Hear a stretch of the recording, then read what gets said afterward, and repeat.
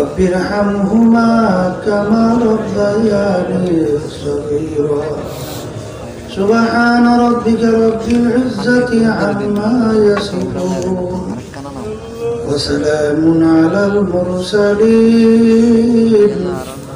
والحمد لله رب العالمين. وعليكم السلام ورحمة الله. الحمد لله الحمد لله نحمده ونستعينه ونستغفره ونؤمن به ونتوكل عليه ونعوذ بالله من شرور أنفسنا من يهده الله فلا مضل له ومن يضلله فلا هادي له ونشهد أن لا إله إلا الله وحده لا شريك له ونشهد أن محمدا عبده ورسوله. أما بعد فأعوذ بالله من الشيطان الرجيم. بسم الله الرحمن الرحيم. وما خلقت الجن والإنس إلا ليعبدون. صدق الله العلي العظيم. সবাই দুরূদ শরীফ পড়ি।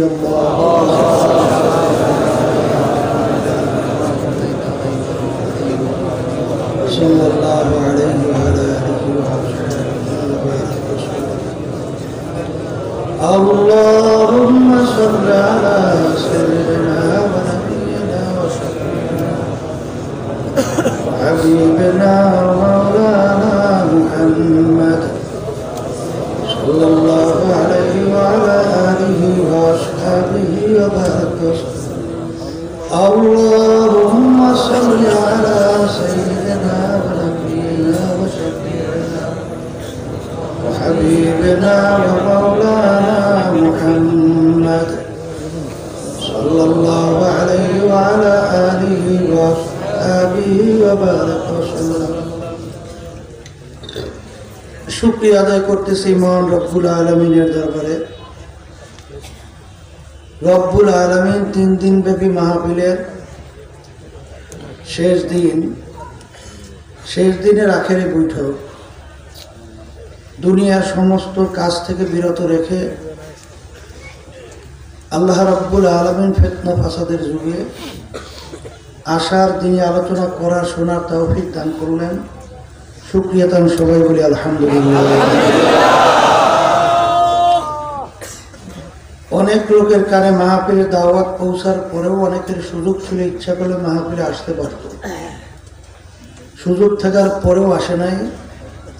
আবার তালাশ করলে দেখবেন বহু দূর থেকে কষ্ট স্বীকার করে আমার অনেক ভাইরা পাগলের মতো মাহফিলে ছুটে আসছে।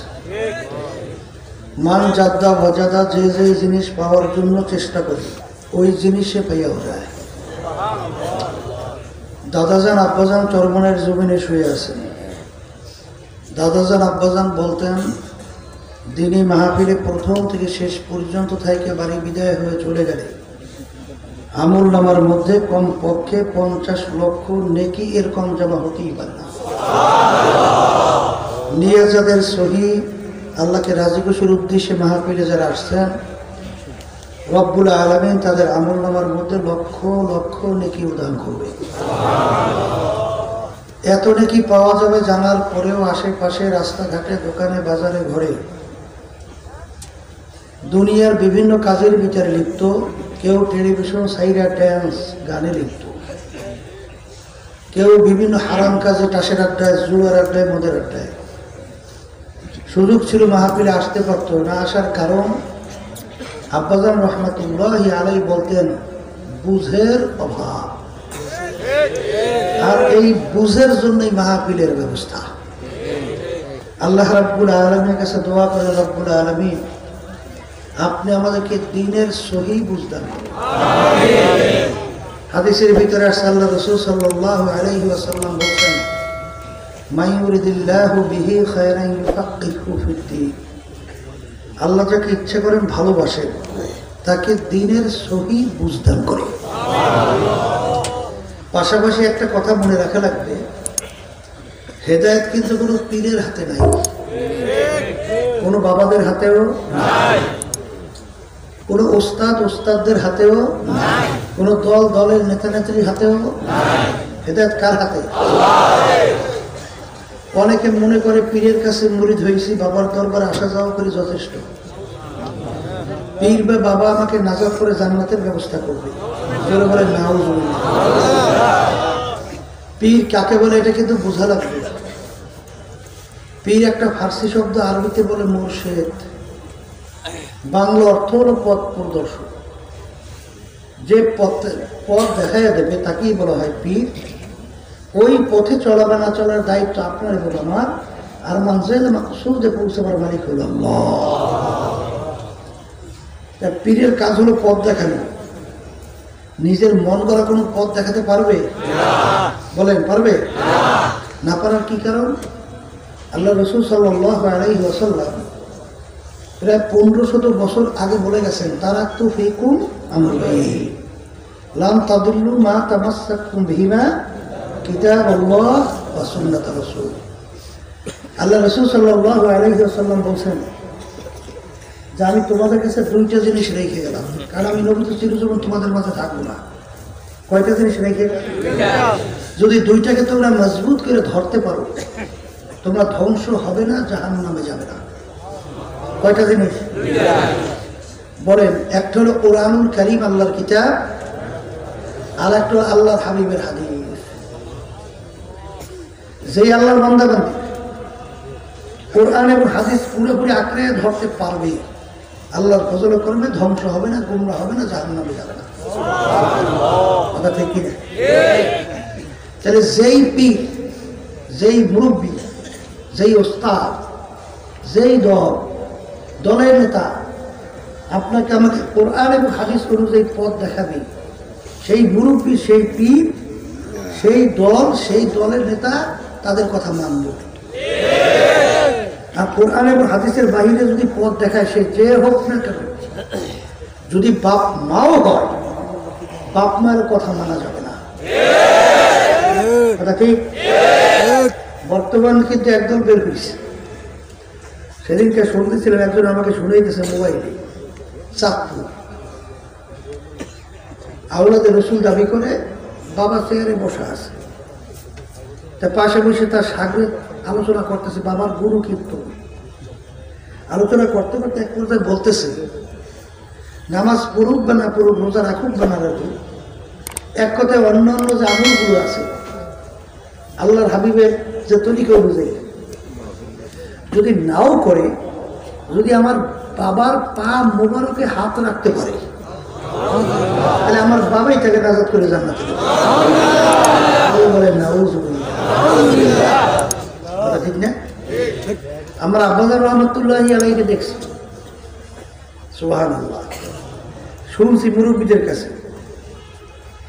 দেখেন তারা কিভাবে মুজাহাদা করছে নফসের সঙ্গে।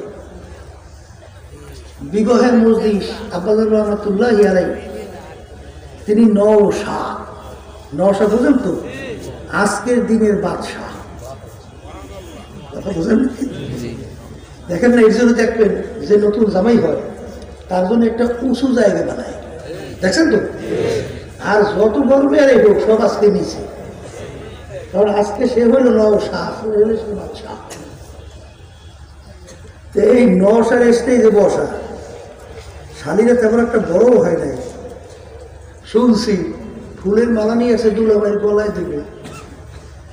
ওই অবস্থায় তিনি এক কথায় বের হয়ে চলে গেছে। এখন তো বড় মেয়ে আর মেয়ে বিবাহ করবে, বড় মেয়ে একটা বিরাট সামাজিকভাবে লজ্জা পাইছে না। এই সমাজের ভিতর সে মুখ থাকার কোনো সুযোগ পাবে?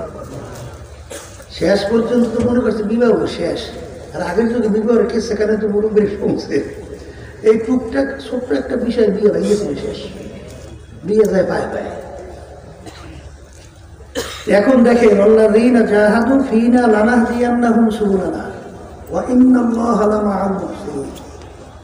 আল্লাহ বলেন তোমাদের জন্য আমি রাস্তা খুলব যদি মুমিনের চরিত্র অর্জন করতে পারো। রাস্তা কে করবে? আল্লাহর বান্দা তো শরীয়তকে প্রতিষ্ঠা করার জন্য বের হয়ে গেছে বিবাহের মধ্যে। আল্লাহ রাব্বুল আলামিন পথ খুলে গেছে। বড় মেয়ে আসলে খুব একটা গাভীর কাছে নিব, শুনছি মুরব্বীদের কাছে, দেখছি খুব মারাত্মক। কিন্তু আল্লাহ রাব্বুল আলামিন তার দিল নরম হয়ে যায়, বরং সে সবাইকে যাইয়া ঘাবড়ায় আর যাইয়া উল্টে মিলে মাপ চায়, মাপ করে দেয়, ওরা বোঝে না। তা আল্লাহ রাব্বুল আলামিন পথ খুলে দেয়, সম্মান আরো বাড়াই গেছে। শুনছি এক মাসালার ব্যাপারে দাদাজান বয়ান করতেছেন স্টেজে। হঠাৎ একটা মাসালা দাদাজান বয়ান করছেন, অন্য অন্য ওলামায়ে কেরাম স্টেজে ভরা, কিন্তু কেউ কোনো প্রতিবাদ করে কোনো কথা বলে না। আব্বাজান বলতেছেন বাবাজান এই মাসালা কিন্তু ভুল হয়েছে, মাসালা ঠিক হয় না। তখন দাদাজান রাগ হয়ে গেছে, তুই বেশি বললি এত সাদা, মানে আলেমুল ওলামা স্টেজে অভাব আছে। তখন আব্বাজান বলছিলেন বাবাজান আমি বলছি এটা মাসালা কিন্তু ঠিক হয়। পরবর্তীতে ঠিক দেখা গেছে আব্বাজান যেটি বলছে ওইটি ঠিক হয়েছে। আল্লাযীনা জাহাদু ফীনা লানাহদিয়ান্নাহুম ওয়া ইন্নাল্লাহা লামাআল মুহসিনিন। তাই যেই কথা বলতে চাইছিলাম, কোরআন এবং হাদিস অনুযায়ী যতক্ষণ পীর বা মুরব্বী বা দল বা যে আমার বন্ধু হোক যেই হোক পথ দেখাবে, মানবো চলবো। যদি কোরআন এবং হাদিসের বাইরে পথ দেখায় মানবো না, চলবো। সে যত যা হোক না কেন, কারণ কবরে কোনো দলের পরিচয় থাকবে? পীরের পরিচয়, বংশ, পীর মুফতি, মুহাদ্দিস, অমুক বংশের লোক, বড় শিক্ষিত, এইসব পরিচয় কবরে যদি চলতই, আল্লাহ রাসূল সাল্লাল্লাহু আলাইহি ওয়াসাল্লামের যে বড় পীর ওলি গাউস কুতুব দুনিয়া থেকে আসছে, আসবে কোনোদিন? আল্লাহ রাসূল সাল্লাল্লাহু আলাইহি ওয়াসাল্লাম দুনিয়া থাকা অবস্থায় তার কলিজার টুকরা সন্তান ফাতেমা রাদিয়াল্লাহু তাআলা আনহা তাকে ইঙ্গিত করে বলছিলেন, ইয়া ফাতেমা আনকিযি নাফসাকা মিনান নার।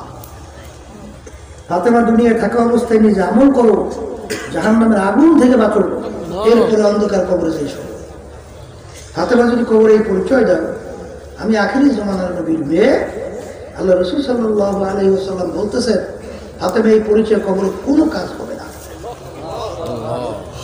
আল্লাহর নবী যদি তার মেয়ের ব্যাপারে কবরে কোনো নাজাত গ্যারান্টি দিতে না পারে, এমন কোন পীর আছে, এমন কোন বাবা আছে, এমন কোন দল আছে, দলের নেতা আছে যে আপনাকে আমাকে নাজাত করে জান্নাতের ব্যবস্থা করতে পারবে? জোরে বলেন, পারবে? যদি নাই পারে, আমি বাজানদেরকে বলছিলাম মাহফিল বুঝের জন্য, মাহফিল যাদের বুঝ আছে আল্লাহ রহমত তারা মাহফিলের আগুনের মধ্যে চলে আসছে। আর যাদের বুঝ আসে নাই, যাই দেখেন বেচা কিনায় বিভিন্ন গল্প বুঝে বেলিপ্ত, সুযোগ ছিল আসে নাই, ঠিক কিনা? এই বুঝের জন্যই মাহফিলে 3 দিন পর্যন্ত বিভিন্ন হক্কানি ওলামায়ে কেরাম এই স্টেজে আলোচনা রাখছেন। বাজান আলোচনা শুধু কান থেকে শুনবো, অন্য কান থেকে বের করবো, এই আলোচনা শুনলে কোনো লাভ আছে না? শুনতে হবে এবং সে অনুযায়ী নিজের আমল করতে হবে। আব্বাজান রহমতুল্লাহর কথা শুনছিলাম যে তার একটা আমলের ব্যাপারে একজন আলেম বলছিলেন, হুজুর এটা তো সুন্নাত না, আপনার ওই আমলটা কি না সুন্নাত। তখন আব্বাজান মোহাম্মদ বলছিলেন বাজার বা তাকে বলছিল যে এটা সুন্নাত কিনা আমার এখন পুরো স্মরণ নাই, তবে আসাতে যায় কেরাম যখন নাকি পড়াতেন কোরআন এবং হাদিস ফিকহ মাসালা ওই শোনার সঙ্গে সঙ্গে 3.5 হাত বডির ভিতরে সেট করে ফেলতাম, অর্থাৎ আমল শুরু করতাম। এখন পুরো স্মরণ নাই। পরে তালাশ করে দেখা গেল যে আব্বাস আমলটা করতেছিলেন সুন্নাত প্রমাণিত হয়েছে। এখন বর্তমানে আমরা তো ওয়াজ শুনি, কিন্তু দল ছাড়তে পারি না, মুরব্বী ছাড়তে পারি না। কবরে প্রশ্নের ভিতরে কোন জায়গায় পেয়েছেন মুরব্বী আর কোন জায়গায় পেয়েছেন দল? কবরে যে প্রশ্ন 3টা কথা কয়টা? 1 নম্বর মান রব্বুকা, 2 নম্বর ওমা, 3 নম্বর ওমান নাবিয়ুকা, আল্লাহ হাবিবকে দেখাইবে মান হাযা রাসূল। এই 3 প্রশ্নের ভিতরে পাইছেন তুমি সর্বনের লোক কিনা? কথা উঠতে দেন। তুমি অমুক দলীয় কিনা? তুমি ধনী না গরিব না কোন বংশে পাইছে? তাহলে 3 প্রশ্নের ভিতরে কোন এই ধরনের পরিচয় চলবে। যদি নাই চলে তাহলে আমার বাজানদেরকে বলবো দুনিয়া কিন্তু বাজান দেখতে না দেখতে শেষ, আখেরাত শুরু আর দুনিয়ার যে কোনো কাজে 5 বার থাকলে আমার চেষ্টা করলে জিতবার আশা না নাই, কিন্তু একবার যদি কেউ কবরে যেয়ে ঠইকে বসে না, দ্বিতীয়বার দুনিয়াতে আইসিয়া আপিল কইরা জিতবার আশা আছে? ম্যাজিস্ট্রেট কোর্টে কেস করছে, ঠইকে গেছে, আবার আপিলের সুযোগ নাই। জজ করে ঠকছে, এরপরে আবার আপিলের সুযোগ নাই। হাইকোর্টে ঠকছে, আবার আপিলের সুযোগ নাই। সুপ্রিম কোর্ট সিঙ্গেল বেঞ্চ, সেখানে ঠকছে, আবার আপিলের সুযোগ নাই। সুপ্রিম কোর্ট ফুল বেঞ্চ, সেখানে ঠকছে, আবার কোর্ট আছে না প্রেসিডেন্ট কোর্ট। এরকম অনেক আপিলের সুযোগ জড়িত আছে। বর্তমানে কিন্তু একদল বের হয়েছে কথা, নামাজ নাই, রোজা নাই, পর্দা নাই, সুন্নাত নাই, হারাম হালাল তমিজ নেই। যদি বলি বাজান কোরআন এবং হাদিস অনুযায়ী এই রাস্তাটা তো বেহেশতের রাস্তা, এরকম চলেন করেন কেন?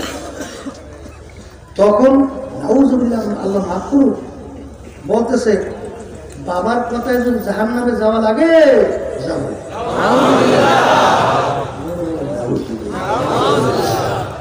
এই কথা কি কোনো সাধারণ লোক স্বাভাবিক জ্ঞানের মানুষ বলতে পারে? তাহলে বললো কেন? এই জন্যই আল্লাহ রলিকে বলছেন, থানবী রহমতুল্লাহ রাখছেন, আল্লাহ রলি বলছেন ডার হাওয়াতে ওরতা है रातों दिन তরকে সুন্নাত জুকারে শয়তানগি। একটা মানুষ হাওয়ার উপর দিয়ে উইরা যায়, পানির উপর দিয়ে হাইটা চইরা যায়, ওর ভিতরে যদি সুন্নাত না থাকে ও আল্লাহর ওলি তো দূরের কথা, ও একটা শয়তানের সাগরে। কথা বল না? বর্তমানে কিন্তু একদল বের হয়েছে, সুন্নাতের ধার ধরে না, গুরুত্ব দেয় আছে না, দাড়ি সাইডকে সামনের মধ্যে লাগে। এরা ১.৫ লক্ষের কাছাকাছি সাহাবাইকেরা, একজন সাহাবী বের করতে পারবেন এক মুষ্টির উপরে দাড়ি ছাড়তে বাঁকা হয়েছে? বাজান বলেন, কোনো রাগারাগি নেই, ঝগড়া নেই, আছে? একজন সাহাবীর ইতিহাস করা যায় না, কথা ঠিক? দাড়ি সম্পর্কে আল্লাহ রাসূল বলেছেন তুলুল লিহিয়া, তোর দাড়িকে লম্বা করো, সবার এই বসতে খাটো করো, কথা ঠিক? আপনার বাজারদেরকে বলবো যারা নাকি সুন্নতের গুরুত্ব দেন না, আল্লাহর মহব্বত কোনদিন সম্ভব না। লাইন কাটা লাইন কি তাকানো? আল্লাহ রাব্বুল আলামিন বলেন কুল ইন কুনতুম তুহিব্বুনাল্লাহ ফাত্তাবিউনি ইউহিব্বুকুমুল্লাহ। হে রাসূল, আপনি জানায়া দেন যারা আমাকে মহব্বত করতে চায় তারা যেন আপনার অনুকরণ আপনাকে মহব্বত করে। তারা রসুলের অনুকরণ রসুলের মহব্বত ছাড়া আল্লাহর মহব্বত পাওয়া যায় না। কথা ঠিক কিনা? এবার একই আমি বলছি না, পীর না মূর্তি বলছে না, সরাসরি আল্লাহ বলছে। হ্যাঁ, ডাইরেক্ট আল্লাহ বলছে, কথা ঠিক। দাদা এখন নবীর মহব্বত এক সিনেমার বাজানরা আছে, মহব্বতে এমন ভিতরে গোলবা হালাত আসছে, যেটা আমরা বরিশালে ভাষায় করি গদ গদ, মানে একেবারে মহব্বতের চরম পর্যায়ে। এখন নবীর মহব্বতে মুখ ঠান্ডা, আবার নবীর মহব্বতে ধৈর্য শরীরটা খুব হয়, ঠিক। আবার নবীর মহব্বতে নাম শুনে সুমা দেয়, কথা ঠিক। কেউ সুমা খারাপ ভালো, কিন্তু কথা তাকাই দেখি নবীর মহব্বত করে, কিন্তু পোশাক খ্রিস্টান, পোশাক দেখি অন্য জাতিদের।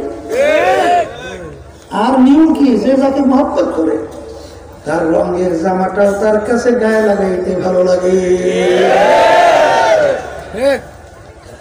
দেখেন না, শেখ মুজিবুর রহমানের মহব্বত করতে করতে মজিব নাম হচ্ছে মজিব, মানে মহব্বতে এমন কায়দায় ঢুকছে, এখন ওইটার ওই কোপটা মানে তার কাছে ভালো লাগে। তুমি মহব্বত করো, নবীর মহব্বত করো, নবীর মহব্বতে অস্ত, তাই নবীর জামানা তোমার গায়ে নেই কে? নবীর মহব্বত নবীর দাড়িটা তোমার মুখে নেই কেন? নবীর মহব্বত তোমার নবীর টুপিটা মাথায় নেই কেন? ঠিক না? হ্যাঁ, এই জন্য বাজানদেরকে বলবো, মহব্বত অর্থ কি? নবীর নামে সিল্লাসিলি লাভালাভি, এই নাম মহব্বত। আল্লাহ রসুল বলতেছেন মহব্বত আমার তোমার ভিতরে আছে, বুঝবা কেমন? আল্লাহ রসুল বলতেছেন মান আহাব্বা সুন্নতি আকাদ আহাব্বানি, যে নাকি আমার সুন্নাতকে মহব্বত করলো, গোয়াকে সে আমি নবীকেই মহব্বত করলো। কেটা বলছে না? আল্লাহ রসুল। তাই নবীর সুন্নাত মহব্বত করাই নবীর মহব্বত, ঠিক। আর নবীর মহব্বত যদি তুমি ঢুকাইতে পারো, তাহলে কার মহব্বত করবা? আর নবীর মহব্বত তোমার ভিতরে ঢোকে, আল্লাহ রসুল বলতেছে কানা মাইয়া ফিল জান্নাহ, সে আমার সঙ্গী হয়ে বেহেশতে ঢুকবে।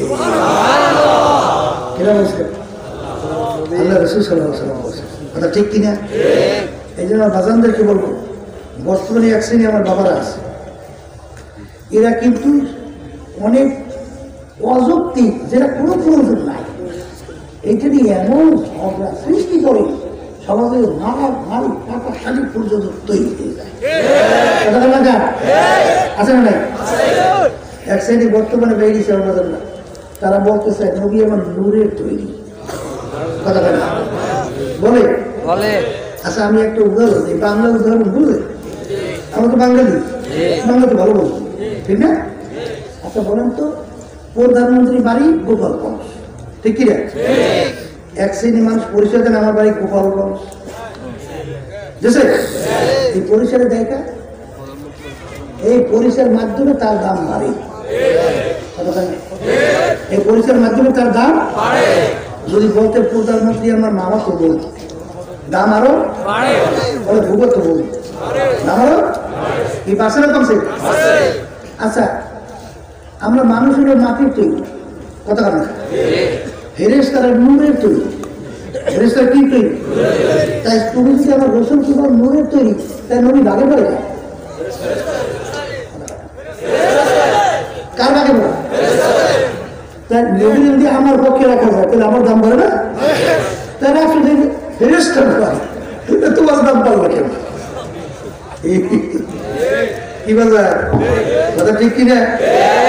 তাহলে নবী রাখতে হবে আমার পক্ষে, আমাদের দলে রাখতে হবে, দলে পালন দেবে না, এই কথা ঠিক।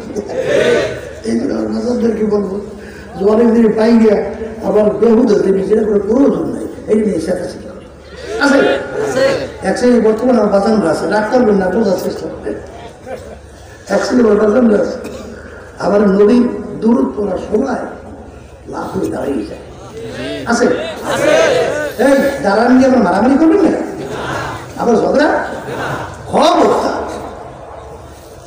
যদি এইটাকে কেউ ফরজ ওয়াজিব সুন্নাহ এই অবস্থায় নিয়ে পৌঁছায়, তাহলে কিন্তু এটা বাজার শরীয়তে বৈধতা দেয় না। কথা ঠিক? এমনি দাঁড়াইছে ফরজ মনে করে নাই, ওয়াজিব মনে করে নাই, সুন্নাহ মনে করে নাই, এইটা আবার। কিন্তু বাজার যদি এক শ্রেণী বছরে বেরিয়েছে এমন কায়দা যদি না দেওয়া হয়, তাহলে বলে যে এটার মধ্যে ইমান এরা মুসলমানের কাতারের দিকে পড়ে না। এটা কিন্তু পুরো ফিরতি দিনের ভিতরে বাড়াবাড়ি, দিনের ভিতরে কি বাড়াবাড়ি। বাজানদেরকে বলবো এই ইমানের পরে কিয়ামতের ময়দান আল্লাহ রাব্বুল আলামিন সর্বপ্রথম কোন ইবাদতে শুরু করবে? বলেন নামাজ। কোন ইবাদত? নামাজের কথা বলতে পারবে, ঠিক কিনা? নামাজের ভিতরে মূলত 4টে কাজ দেন। কয়টা? দাঁড়ানো, রুকু, সেজদা, বসা, এই 4টে কাজ। নামাজের ভিতরে দুরূদ শরীফ আছে না? দাঁড়ানো অবস্থায় পড়ছেন কে কে? পড়ছেন? রুকু, সেজদায় দুরূদ শরীফ পড়ছেন? কোন সময়? বসা অবস্থায় যখন দুরূদ পড়ছে তখন নবীর নাম আসে নাই? তখন সম্মানে দাঁড়াইলেন না কেন? গরম দেব হাসেন না কেউ, আর এইটা লাফালাফি করবেন তখন জানা যাবে? হ্যাঁ, এই জন্য আমার বাজানদেরকে বলবো অনেক জিনিস শরীর সেটাকে যেভাবে রাখছে ওইটা ওইভাবে রাখার নামই হলো শরীয়ত। কথা ঠিক? যখন নাকি ফরজ আপনি সুন্নাতকে নিয়ে গেলে ফরজের পর্দা, ওইটা কিন্তু কোনো ভিত্তি।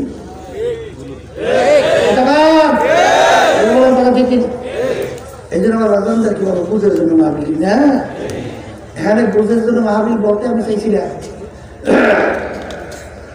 এক সাইডে আমার বাজান আছে যারা একটু ইংরেজি বাংলায় শিক্ষায় শিক্ষিত হইয়া এখন আলেম ওলামাদের ঠিক সমাজের বোঝা মনে করে, ফেজা মনে করে, সমাজের ভিতরে মূল্য তো দেয় না, বরং সবার মন্তব্য করে।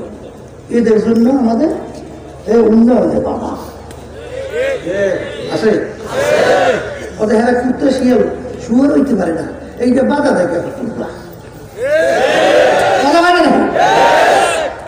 কুত্তা শিয়ালের কাছে পশুর কাছে কোনো বাপের পরিচয় আছে না মায়ের পরিচয় আছে?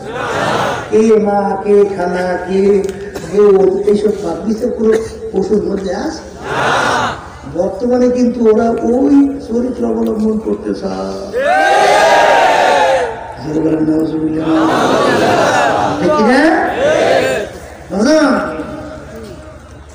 আমাদের এই কথাগুলো কিন্তু পশু বুঝবে না, এই কথাগুলো বুঝবে কিন্তু মানুষ। কারণ এই আকল আল্লাহ দান করছে মানুষের মধ্যে, এইটা কিন্তু আল্লাহ পশুর বিচার দান করে না।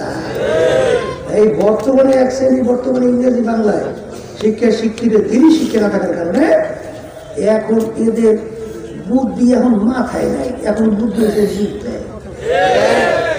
এখন নাম রাখছে বুদ্ধিজীবী, কি নাম রাখছে?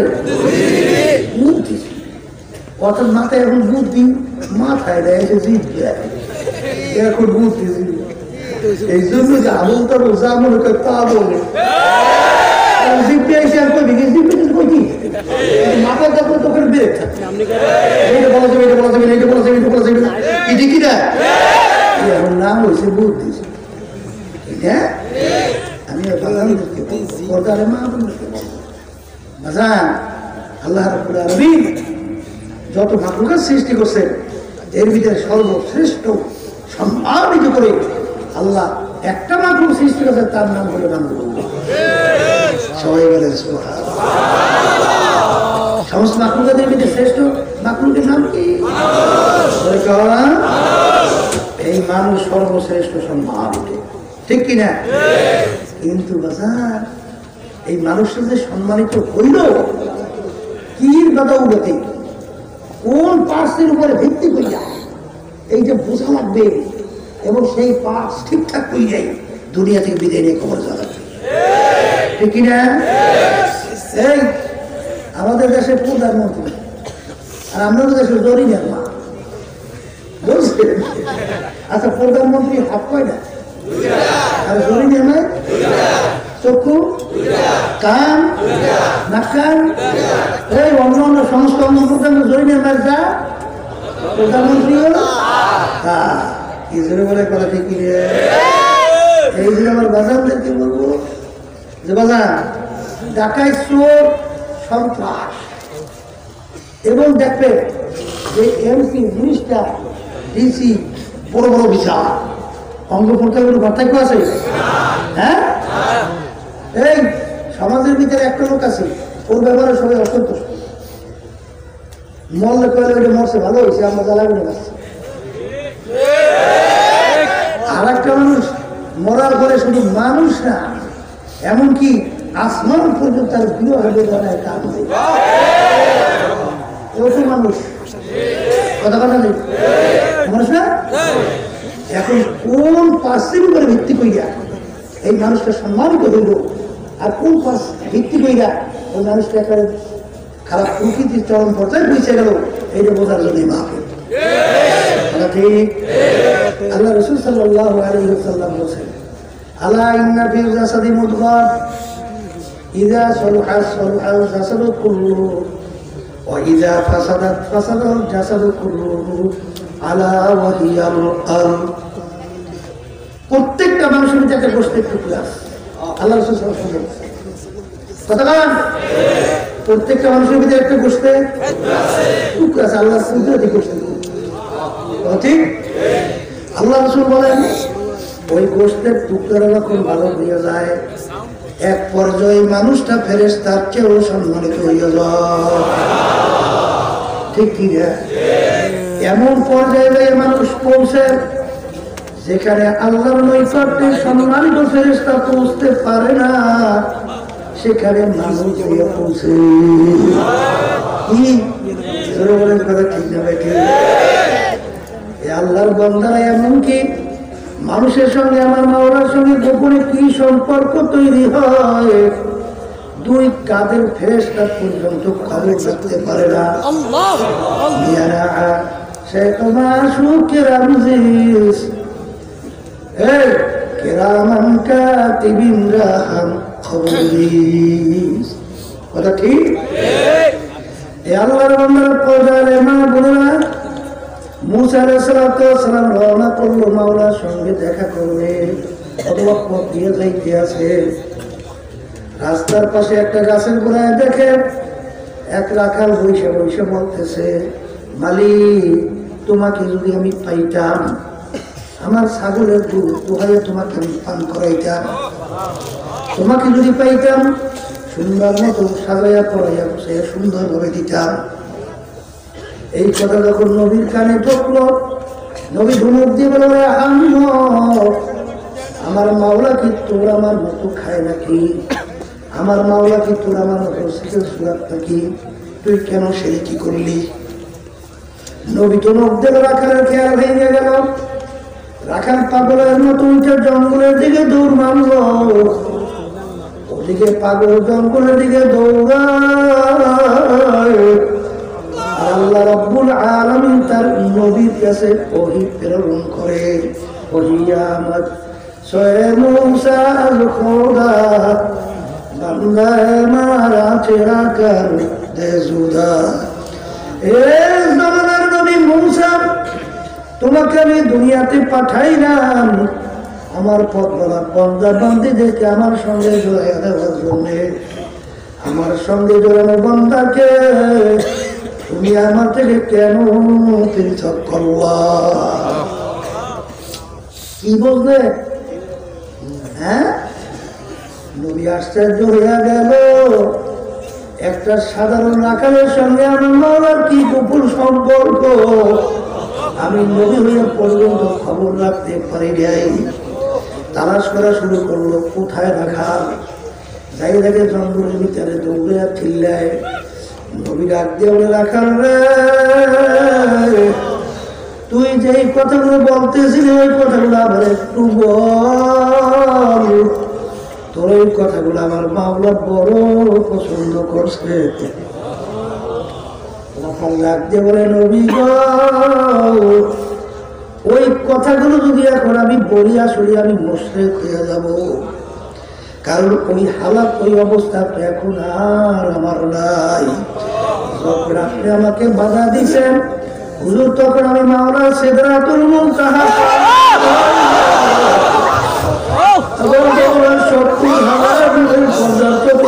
করতেছিলাম, আমার মাওলার সঙ্গে দেখা হবে।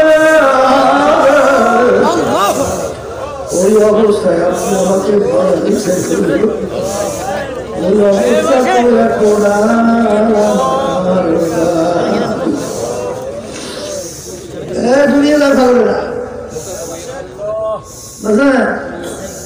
এই যে অবস্থাটা তৈরি হলো, কিসের ভিত্তিক অবস্থা তৈরি হলো একটু চিন্তা করছো বাবা?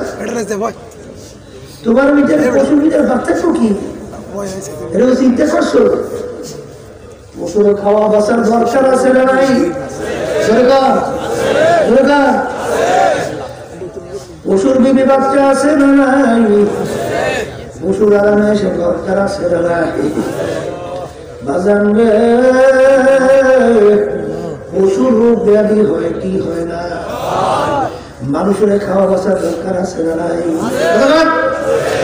বিবি বাচ্চা আছে না নাই? রোগ ব্যাধি হয় কি হয় না? আরামের দরকার আছে না নাই? তাহলে পশুর যা যা দরকার তোমারও তাই দরকার। তাহলে তোমার ভিতরে পশুর ভিতরে কি পার্থক্য? কথা হয় না? এই পার্থক্য আছে না? হ্যাঁ, একজন চিন্তা করছো যে আমি পশু না মানুষ? উলাইকা কাল আনআম, আল্লাহ রাব্বুল আলামিন ডাক দিয়ে বলেন এক শ্রেণীর মানুষ, যে মানুষগুলো চতুষ্পায় জানোয়ারের মতো।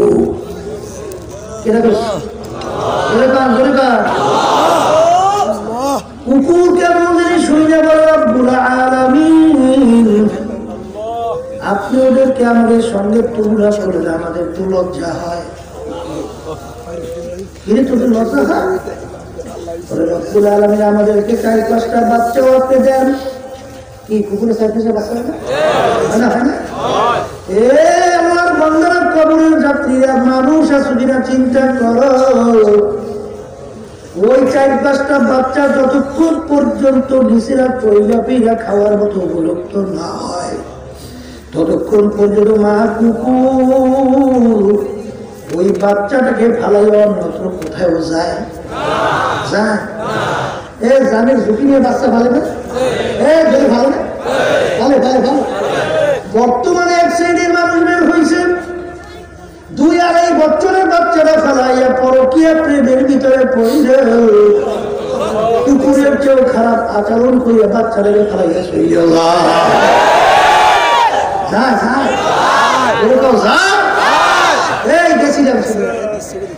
বরিশাল যাইতে একটা জায়গার মধ্যে একটা বাস অ্যাক্সিডেন্ট করছিল। ঘটনা আমি শুনতেছিলাম, বাসটা পাল্টে দিয়ে পানির ভিতরে বেরিয়ে গেছে, কিছু লোক মারাও গেছে, আর কিছু লোক বাস থেকে বের হইয়া এখন ওই রাত্রে পড়ছে তো ওই পানির ভিতরে কোনো কাজে চাপড়ে দিয়ে গেছে। বাজার দিন পরিষ্কার হওয়ার আগে, মানে পরিষ্কার হওয়ার আগে কিছু লোক এসে এখন সেই লোকগুলো চাপড়ে দিয়ে নিজের চাপ কোনো কর্ম বাঁচছে, এখন ওদের পকেট হাতায়,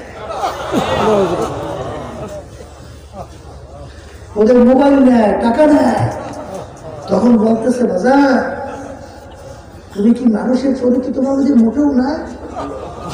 আমরা অ্যাক্সিডেন্ট করলাম, কত লোক মারা গেল, আল্লাহ আমাকে বাঁচাইছে, আর তুমি আমাকে মানে না বাঁচাইয়া আমাকে সুন্দর একটা পরিবেশ তৈরি না করিয়া তুমি আমার পকেট থেকে টাকা নাও। এটা মানুষ? মানুষ তাহলে রাগ পাও নেই, চোখ কেন নাই, এই ও অন্য কর্তব্য নাই? তাহলে বুঝা গেল ওরা মানুষের সুরাতে কুত্তার কেউ খারাপ। এখন রব্বুল আলামিন ডাক দিয়ে বলে কথা ঠিক, তাইলে তোদের মতরা সার ইয়া এক শ্রেণী মানুষ দুনিয়ার ভিতরে এরকম আছে যেই মানুষগুলো কুত্তা শিয়াল শুয়ারের চেয়েও খারাপ। জোরে কর না, এখন এই কুত্তা শিয়াল শুয়ারের চেয়ে খারাপ আর ফেরেশতা আছে সম্মানিত। এই যে তুই হাত পাওয়া রাখলাম বংশের দিকে তাকাইয়া ওই পাস, জোরে কর, ওই পাস যার ভালো সে ভালো মানুষ। মুখ খুলে বলেন পার্সের নাম বলছি না, বলেন ওই পার্সের নাম হলো বলো, মুখস্থ করেন ওই পার্সের নাম কি? আবার জোরে করেন, আবার জোরে বলেন।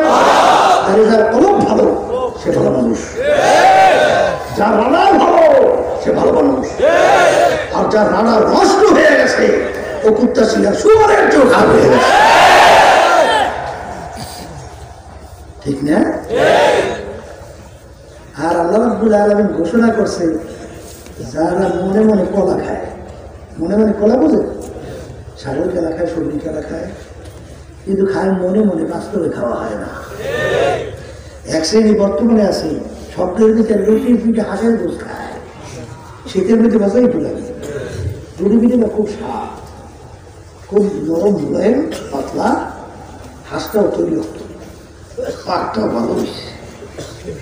এখন খাইতেছে পেয়ার বই দিয়া, খাইকের মধ্যে ভুলে গেছে, স্বপ্নের মধ্যে ঘুমাইছে, স্বপ্নে খাইতে খায় রুটি পিঠার হাঁসের গোস, খুব মজা নাই গিয়া, পেট বসছে, বসছে না কি পেট বসছে না, পেট বসছে না, স্বপ্নে রুটি পিঠা হাঁসের গোস পেট ভরে, তাকাই দেখে চলে আসবেন না, কিন্তু উঠে ঘুম থেকে দেখে পেট বড় দূরের কথা, ওদের পাশে খেতা চাবাই চাবাই খাতা আসবেন আগেই বলে হাসবেন আগেই বলছে, পাশের খেতা চাপাই চাপাইয়া খাতা স্বপ্নের রুটি পিঠা হাঁসের গোস, ওতে কোনোদিন পেট ভরে না। এক শ্রেণী বর্তমানে আছে সর্বনাই, তো মনে আছে লোকটা মারা গেছে না, বেশ থেকে বুঝলি লোকটা তেমন একটা নামাজ টামাজ পড়তো না, পরবর্তী নামাজ পড়তো। আমি জিজ্ঞেস করি ব্যাপার কি, আপনাদের নামাজ টামাজ পড়েন ধরেন না? পড়ি। আল্লাহ যে ঘোষণা করছে আল্লাহ গফুরুর রহিম, আমি সেদিকে চাই আছি। আল্লাহ গফুরুর রহিম ঘোষণা করছে, আমি সেদিকে মাশাআল্লাহ, ভালো কথা। আমি বলি মাশাআল্লাহ, এই আসে বসে বসে বুঝলে করে এর একটা কথা বলুন তো, আপনি গোলাম রাখছে, গোলাম কি বলেন ডাইনে যেতে যায় ভাই, যাইতে তো বামে যায় বলে, তাহলে সামনে সব যায় পিছনে যা বলে সব মনে যায় কথা কথা। ওই গোলামের প্রতি আমরা খুব খুশি নেই, কোথায় কোথায় তর্ক করে, খুব খুশি নেই? হ্যাঁ, এই আল্লাহর বান্দারা, তো ওই গোলামের প্রতি মালিক খুশি না হয়? আমার মালিক তোমাকে আমাকে বানাইয়া বস এরকম এরকম চলো, ফজরের সময় মসজিদ মাসিদ যখন আজান দেবে, এই ল্যাব কম্বল ফলাইয়া উজু কইয়া মাসিদে যে আমার সামনে দাঁড়াইয়া আমার রুকু সেজদা দিয়ে আমার শক্তি আদায় কর, এই গুরু কীর্তন গাইতে থাক, কথা হয় না? হ্যাঁ, বাদ দিয়ে তুমি না একটা ভুল নাও, যখন এই ফজরে আজান হয় তখন আরো নাক টান জোর শুরু হয়, কিনে বসে মালিকই কইছে নামাজ করতে পারবে, মালিকই কইছে রোজা রাখতে রাখেনি, মালিক কইছে হারাম আলাম তৈরি করে খাস আর খায় না, যা যা তুমি সব গুরুত্ব একটা হয় না। এখন ওই গোলামের প্রতি মালিকের খুব দয়া না, ওই মালিকের প্রতি ওই গোলামের প্রতি দয়া আসতে চায় বাজান। যখন নাকি বাপ প্রস্তাব ছাত্রকে হুকুম করে এরকম চল, ওরকম কর, এরকম কর, ছাত্র সাহিত্য অনুযায়ী চেষ্টা কর, প্রস্তাব তাকাই যাবে, ও তো আমার কথা করবে, একটু ব্যতিক্রম করে নেই। যা বুঝি চেষ্টা করছে, পারে না। এই অটোমেটিক উস্তাদের মায়া ছাত্রের প্রতি আসে না? বাপ মা সন্তানকে হুকুম করতে পারে নাই, চেষ্টা তো করে না, মায়া সুশিক্ষা কম ভাই। আমার দাদু রহমতুল্লাহ এই গ্যাসের ভিতরে ওয়াশ শুনেছেন, বাজান আমি তামাম দুনিয়ার মানুষের জন্য যত দোয়া করি, আমার ফজল করি তার একার জন্য আমি কাছে বেশি দোয়া করি। কি বলছেন মানে আপনারা কথা বলবেন কেমন খোলার আর খুশি বাপ খোলার ব্যক্তি এমন খুশি। আর বর্তমানে যখন জিজ্ঞেস করি বাপের জিজ্ঞেস করি ওলাটা এত ওরা আমার কথা শোনে না, ওগুলো একটা বিলাই চলে, ওগুলো একটু বসাই। এক মুরব্বী আমার কাছে কান্দাকাটি করে, বুঝুন বললেন না হুজুর বুঝি তো নাই, আমি এখন রাস্তা রাস্তায় ঘুরি, খাবার ওঠাই না, থাকার জায়গাও নাই, পোশাকা দিও না, বলে তা কি হুজুর বাবু যখন না পোলা দুজন মিলে খেয়েছি সব, আর আমি খালি এখন পোলারাই পাইয়া আমার কাছে তারাই আমার কাছে। কি বলছে এই পোলার প্রতি ভাবে তো খুব মায়া না আছে, মায়া কোনো মায়া না থাকে না। আর মায়া আসলে এই যদি মায়া না হয় তাহলে কি আর রহমান আসে? হ্যাঁ, এই জন্য আমার বাজানদেরকে বলবো, তাহলে বাবনদেরকে বলবো, যেই কথা বলতে চাইছি আল্লাহর হুকুমগুলো যেই চলবে ঠিক কিনা, ওই পাশ যেটাকে বলছিলাম যার ক্ষমতা বলে আল্লাহ রাব্বুল আলামিন এমন দান করে। আপনারা জানেন ওমর ফারুক রাদিয়াল্লাহু তাআলা আনহু মসজিদের ভিতরে খুতবা দিতেছিলেন, সারিয়া রাদিয়াল্লাহু তাআলা আনহু এরা 2-250 কিলোমিটার দূরে যুদ্ধ করতেছেন, ওমর খুতবা অবস্থায় বলতেছেন সারিয়া পাহাড়ের দিকে তাকাও। এখানে খুতবা বলে পাহাড়ের দিকে তাকাও, কি ব্যাপার বুঝুন। এই পরবর্তীতে সারিয়া রাদিয়াল্লাহু তাআলা আনহু বিজয় বেশে যখন আসলেন, আগাম যাই এক শ্রেণী জিজ্ঞাসা করে আমি কি হুকুম দিয়েছিল শুক্রবার দিন কোনো তুমি কিছু পাইছো? বলে হ্যাঁ পাইছি। বলে কি পেয়েছ? বলে আমি যুদ্ধ করতেছিলাম আমার লোকজন নিয়ে, সম্মুখ ভাবে পিছনে পাহাড়, আমাদের খেয়াল ছিল না, পিছনে পাহাড়ের শত্রুরা তৈরি হইয়া আমাদেরকে আক্রমণ করার জন্য এই প্রস্তুতি নিয়েছে। এই সময় যে আমিরের নির্দেশ না আসতো তাহলে হয়তো আমাদেরকে ধ্বংস হয়ে যেত। আমির কোথায়? এখানে বসে বুঝতে পারে কথা যায় কোথায় কিছু বলছে, এই এর নাম পাওয়া, এর নাম কি? এইসব পথের না চলে তোর বোঝা যাইবে না, চলতে চলতে বোঝা যাইবে কথা না দিন। এই জন্য হাসানাতুল আবরারে সাইয়্যাতুল লিল মুকাররাবিন, নেককারদের নাকি যারা আল্লাহর নৈকট্যে পৌঁছে গেছে তাদের জন্য ওইটাও গুনাহ, ঠিক না? ঠিক। এই জন্য বাজানদেরকে বলবো এই পাস যেটাকে কলম বলা হয়, এই কলম ভালো করার জন্য মাহফিলের ব্যবস্থা। যখন আল্লাহর ফজলে আপনার কলম ভালো হবে তখন দেখবেন আপনার প্রতিটা কথা, আপনার প্রতিটা পাঠ, আপনার প্রতিটা হালকা সারা সব আল্লাহর ফজলে করবে, নিয়ম অনুযায়ী হইতে থাকবে, একটু ব্যতিক্রম হবে না, ঠিক না? মানে বর্তমানে বাংলাদেশের মধ্যে এত ওলামায়ে কেরাম, এত তালেবে, এত নামাজি মুসলমান, শতকরা 92 জনের মতো মুসলমান বসবাস করে সেই দেশের মধ্যে আজকে যদি ইসলামের দুর্দশা পড়ছে, এর কারণ কি?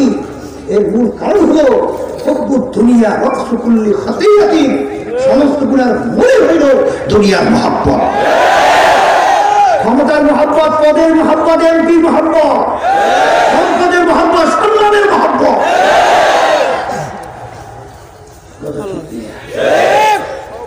এই যে বাজানদেরকে বলবো, পর্দালে মা বোনদেরকে বলবো, যখন কলমে রানা ঠিক হয়ে যাবে তখন তার পথ বাতাইয়ে দেবে, এই পথে চলা যাবে, এই পথে চলা যাবে না।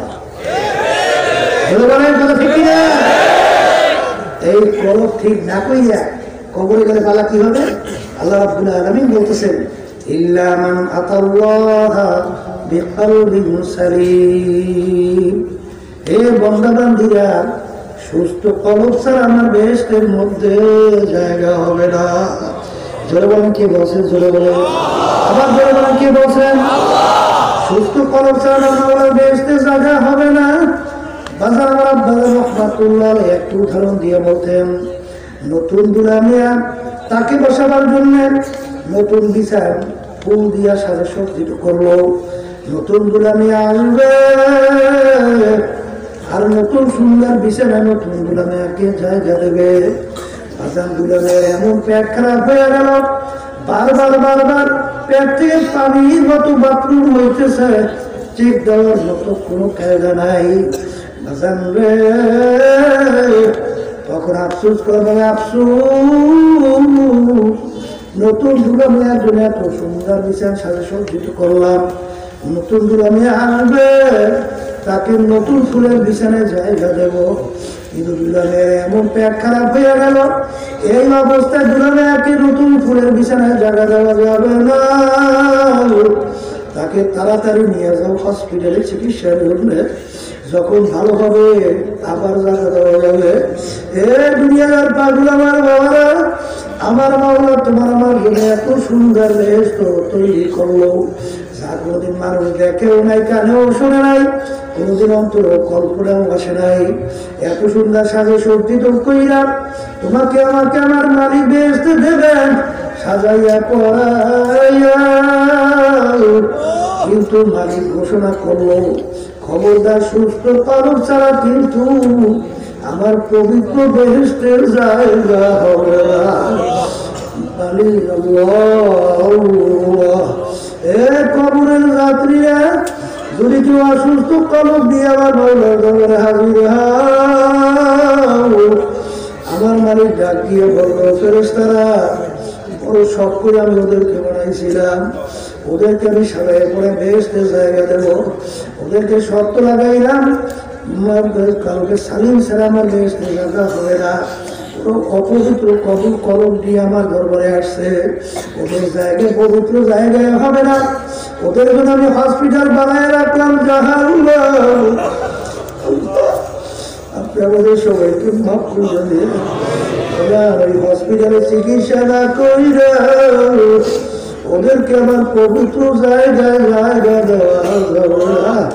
আচ্ছা, ওই হসপিটালের ভিতরে চিকিৎসা কত বছর, কত হাজার বছর, কত লক্ষ বছর, এক ওয়াক্ত নামাজ পড়বে বলতে বলতে অন্য ওয়াক্ত আসছে। বাজারে কোনো ইচ্ছা করিয়া যদি কেউ এক ওয়াক্তের নামাজ অন্য ওয়াক্তে নিয়ে কাজা করিয়া পড়ে, এই অপরাধের জন্য জাহান্নামের হসপিটালের মধ্যে জাহান্নামের আগুনের ভিতরে জ্বলা লাগবে 2,88,00,000 বছর। সবাইকে মাফ করে দুনিয়ার পাগলের বাবারা, কেউ একটা কবিরা গুনাহ করো, একটা কবিরা গুনাহের জন্য কমপক্ষে হসপিটালের মধ্যে 7,000 বছর জাহান্নামের আগুনের ভিতরে জ্বলা লাগবে। আল্লাহ আপনাদের সবাইকে মাফ করে দেবে। এ দুনিয়ার পাগল আমার বাবারা, জাহান্নামের আগুন কেমন ত্যাগের আগুন হবে? আমি বললে কোনো মূল্য মূল্য বলে নাই। আল্লাহ রাসূল বলল, আমার উম্মতেরা দুনিয়ার আগুনের চেয়ে 70 গুণ ত্যাগের আগুন জাহান্নামের আগুন। আপনাদের সবাইকে মাফ করে দেবে। জাহান্নামের আগুন কেমন ত্যাগের আগুন হবে? আল্লাহ রাব্বুল আলামিন তোমাকে আমাকে আগেই ঘোষণা করে জানিয়ে রাখছেন, নারুল্লাহিল মুকাদাতুল লাতী তাত্তালিউ আলাল আফইদা। জাহান্নামের আগুন এমন ত্যাগের আগুন হবে, ওই আগুন শরীরের যে কোনো জায়গায় লাগার সঙ্গে সঙ্গে ওই আগুনে কলিজা পর্যন্ত আল্লাহ আপনাদের সবাইকে মাফ করে দেবে। আসলে তোমার আমার চিন্তাও নেই, চেষ্টাও নাই, তোমার আমার ইমান ও মজবুতি বাজান আসে নাই। সাহাবায়ে কেরামের ইতিহাস পড়ো, আল্লাহর নবীর ইতিহাস পড়ো, দেখবেন বাজান আল্লাহর ভয়, জাহান্নামের ভয়। তারা কাঁদতে কাঁদতে ওমর ফারুক রাদিয়াল্লাহু তাআলা আনহু গাল মোবারকের ভিতরে 2টা কালো দাগ পড়ে ফেলছিল। লোকেরা বলে, হুজুর আপনার গালে কালো দাগ ভালো দেখা যায় না, ঔষধ লাগান ভালো হয়ে যাবে। তিনি বলেন, ও আমার সাথীরা, কিয়ামতের ময়দানে আমার মালিক যদি জিজ্ঞেস করে, ও কি আমল তুমি আমার দরবারে নিয়ে আসো, আমি চিন্তা ভাবনা করে দেখলাম আমলের ভিতরে ত্রুটির কোনো অভাব নাই। যদি আমি কোন আমল দান করবো, শুধু বলবো রব্বুল আলামিন, কোন আমল আনতে পারি নাই, শুধু তোমার ভয়, তোমার জাহান্নামের ভয়। কালতে কালতে কালের ভিতরে দুইটা কালো দাঁত ছড়াই দিয়ে আসছি, আর কোন আমল আনতে পারি নাই। ওসমান গনি রাদিয়াল্লাহু তাআলা আনহু বাজার তামাম দুনিয়া প্রায় 3 ভাগের 2 ভাগ দুনিয়া রাজত্ব করলেন। বাংলাদেশের মতো প্রায় 350 দেশের রাজা। আর ইতিহাস পড়লে দেখবেন অনেক সময় কবর দেখলে এমন ভাবে কান্না শুরু করতেন, তার অবস্থায় কাঁদতে কাঁদতে ঠাস করে বসে বলতো। লোকেরা বলে, আপনি কবর দেখতে এরকম কেন স্থির হয়ে গেলেন? তখন তিনি বলে, ও আমার সাথীরা, আখিরাতের যে কটা ঘাটি তার প্রথম নম্বর ঘাটি হলো কবর। এই কবরের সঙ্গে ভালো ব্যবহার হবে, সামনের ঘাটিতেও ভালো ব্যবহারের আশা করা যায়। এই জন্য আমি কবর দেখলে সহ্য করতে পারি না। বাজার এই মামলার তদবির নাই, ওই মামলারও কিন্তু খালাস নাই। এই জন্য বাজানদেরকে বলবো, পর্দারে মা বোনদেরকে বলবো, বাজার আমার মালিক তোমাকে আমাকে হুকুম করছেন,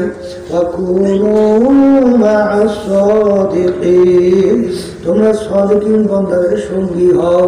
সুহবতে সালেহ তোরা সালেহ তুনা, সুহবতে সালেহ তোরা সালেহ তুনা, নামানা সোহবতে মা আউলিয়া বেহতর সব সালেতা বেরিয়া গেলে করবো इधर हमान रोज़े रसीदार रास्ते महबूबे बदस्तान বাজার সৎসঙ্গে স্বর্গবাস, অসৎসঙ্গে সর্বনাশ।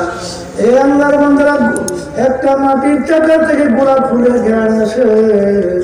জিজ্ঞাসা করে, মাটির চাকা তুমি কোনো বেশ খাম্বা না কোনো গোলাপ ফুল পরিচয় দাও, তোমার থেকে এত সুঘ্রাণ কেন আসতেছে? মাটির চাকা উত্তর দেয়, আমি কোনো গোলাপ ফুল কোনো বেশ খাম্বার কিছুই না, আমি একটা মাটির চাকাই। বলে, তোমার থেকে এত সুঘ্রাণ কেন আসতেছে? মাটির চাকা উত্তর দেয়, আমার সঙ্গে একটা গোলাপ ফুল ফুলতে ইশারাই আছে, ওই গোলাপ ফুলের ঘ্রাণ আমার ভিতরে ঢুকতে ঢুকতে ঢুকতে ঢুকতে আমি এখন সাধারণ মাটির চাকা নাই, আমি একটা গোলাপ ফুলে পরিণত হয়ে গেছি।